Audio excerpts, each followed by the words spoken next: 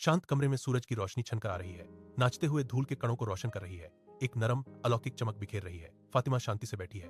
उसकी गोद में एक पुरानी कुरान धीरे से रखी है, सुनहरी रोशनी में नहा रही है। शांति की गहरी भावना से तराशा हुआ। उनका चेहरा शांत, संतोष और ज्ञान के वर्षों को दर्शाता है। बाहर से पक्षियों की कोमल मधुर चहचहाहट हवा में गूंजती है, जो शांत दृश्य को और बढ़ा देती है। फातिमा धीरे से कुरान का पाठ करती है। उसकी आवाज एक कानाफूसी है, आध्यात्मिक भक्ति का एक गहरा क्षण। एक हलचल भरे शहर के पार्क में शाम ढलते ही युवा अली अकेला बैठा है। उसके चेहरे पर तनाव और गहरी चिंता छाई हुई है। हेडफोन मजबूती से लगे हुए हैं। वह कुरान के शांत पाठ को ध्यान से सुनता है। शहरी कोलाहल के बीच एक शांत आश्रय। जैसे ही पवित्र शब्द खुलते हैं, एक सूक्ष्म परिवर्तन उसके परेशान चेहरे की कठोर रेखाओं को नरम करने लगता है। तनाव दूर हो जाता है। उसकी जगह एक गहरा आंतरिक शांति ले लेती है, जो उसकी आंखों को एक नई कोमल रोशनी से रोशन करती है। शहर का शोर पृष्ठभूमि में फीका पड़ जाता है, क्योंकि कुरान की गूंजती आवाजें जगह को भर देती हैं।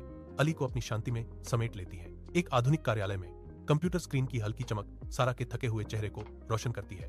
उसके कंधे थकान से झुके हुए हैं। कंप्यूटरों की शांत गूंज हवा में भर जाती है। जैसे ही सारा हताशा से बोझिल होकर क्षण भर के लिए अपनी आंखें बंद करती है, राहत के एक पल की तलाश में। जैसे ही सारा कुरान की एक आयत का धीरे से पाठ करती है, शांति का एक गहरा क्षण उस पर छा जाता है।